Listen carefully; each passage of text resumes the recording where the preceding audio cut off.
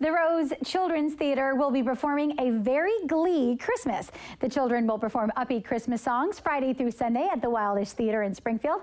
Tickets are $10 for children and students and $12 for adults and seniors. The Eugene Ballet Company once again bringing the Nutcracker back to the stage. They'll perform shows at the Holt Center Friday through Sunday. Tickets are still available and ticket prices start at $22. Discounts, by the way, available as well. Get in a good run just in time for the holidays. Runners will meet at Richardson Park for the Eugene Holiday Half Marathon and the Holiday Hustle, a 10K and 5K. That'll happen Saturday morning at 10 a.m. in Junction City.